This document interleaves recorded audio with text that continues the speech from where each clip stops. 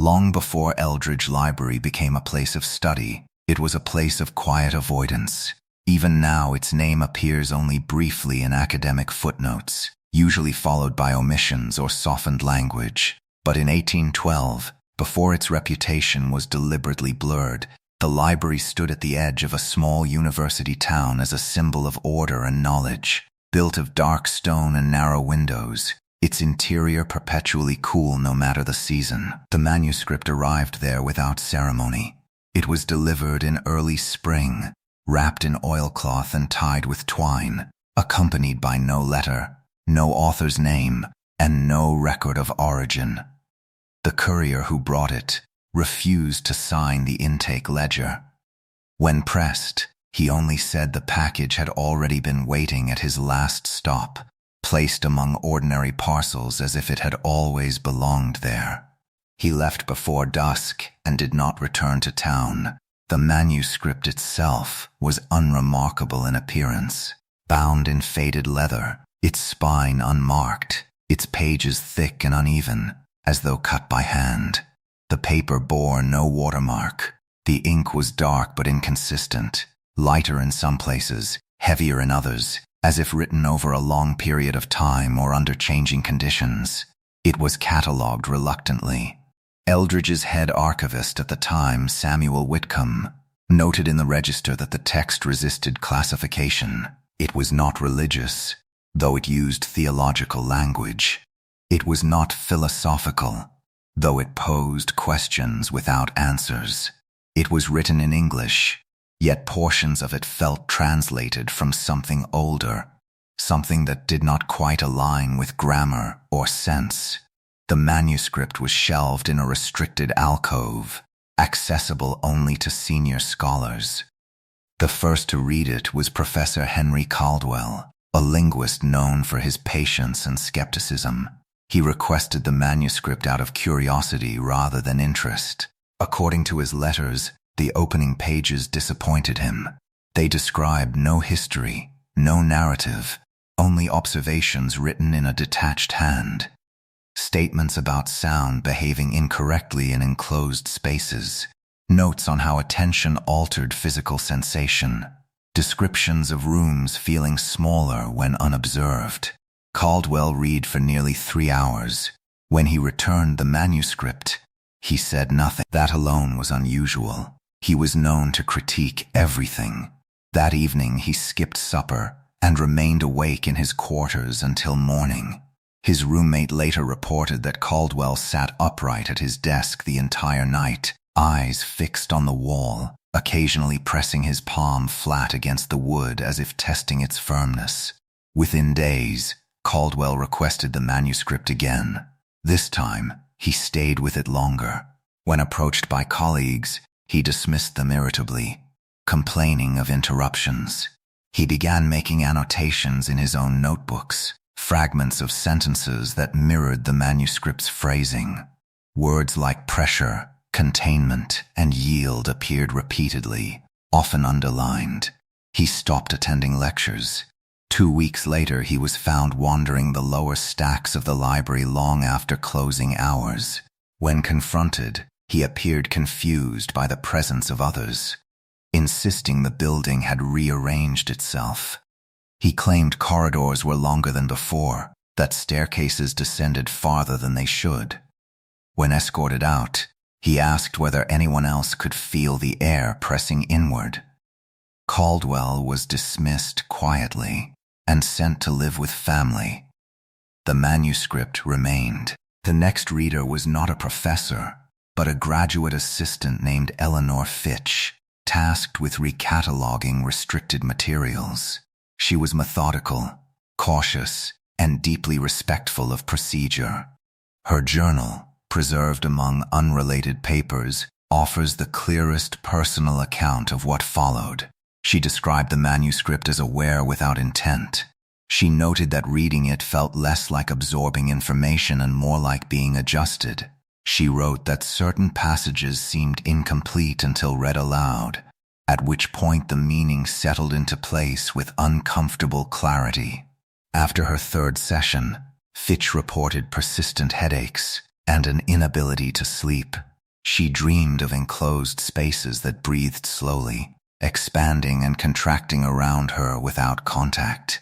She began measuring rooms compulsively, marking dimensions in the margins of her notes, distressed when they failed to remain consistent. She did not stop reading. By summer, rumors spread among the staff.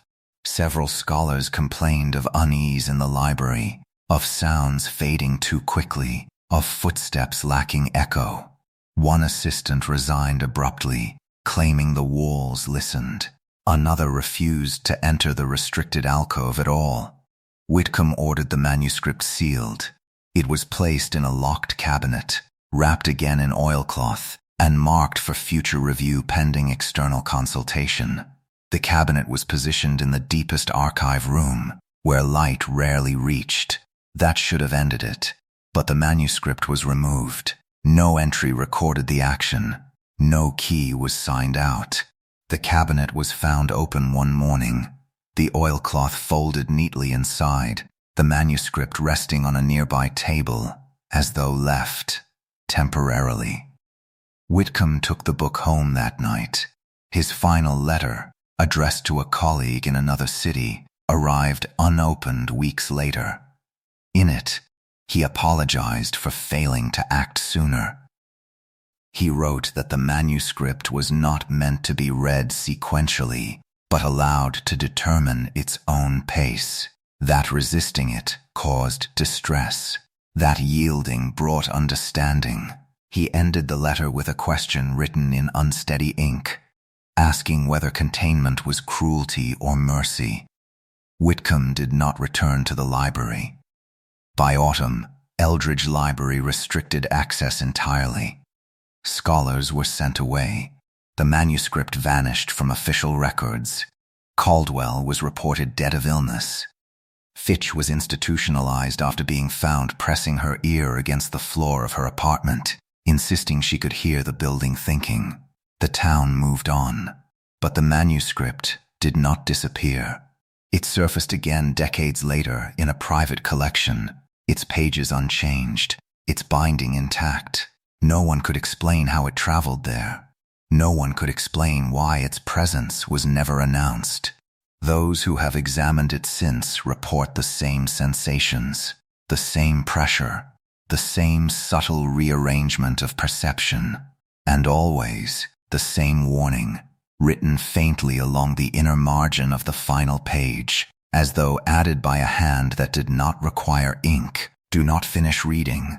The text is still learning where you are. The last confirmed sighting of the manuscript in the 19th century occurred under circumstances so ordinary they escaped immediate notice. In 1847, a minor estate auction listed a bound volume of uncertain subject among household effects sold after the death of a reclusive magistrate. No description followed. The buyer was unnamed.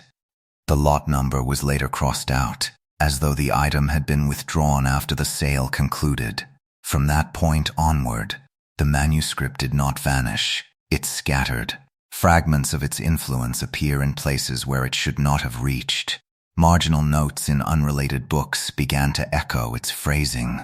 Scholars with no known connection to Eldridge Library wrote letters describing the same sensations. Rooms shrinking imperceptibly, silence behaving incorrectly, the feeling that attention itself carried weight.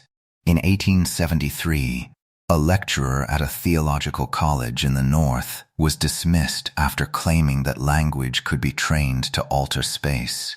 His notebooks, seized and later destroyed, reportedly contained diagrams nearly identical to those Eleanor Fitch had drawn decades earlier.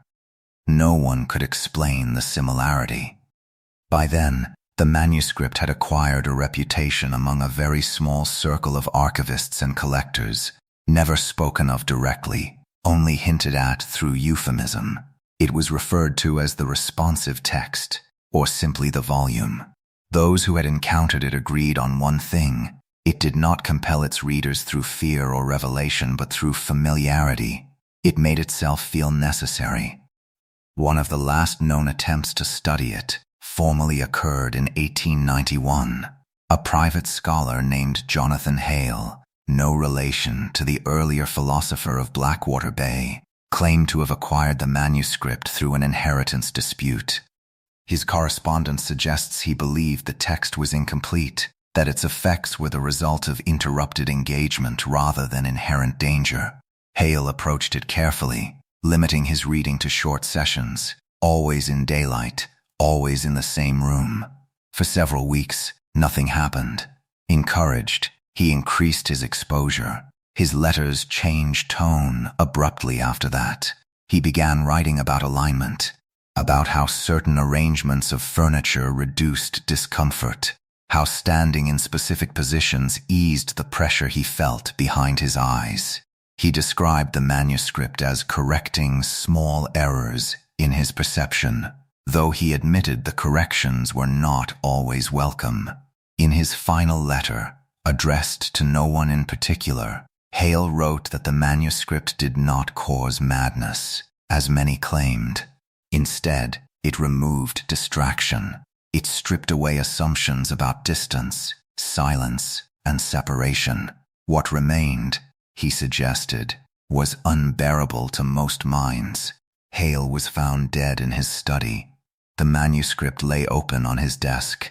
No cause of death was determined.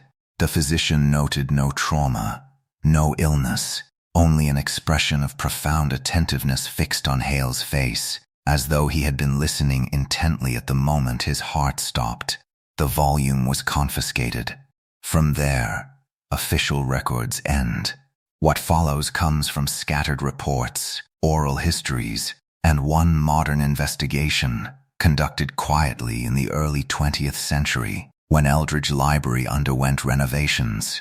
Workers removing old shelving uncovered a sealed cavity behind a stone wall in the restricted alcove. Inside was an empty cabinet and a folded piece of oilcloth, brittle with age. No manuscript was found.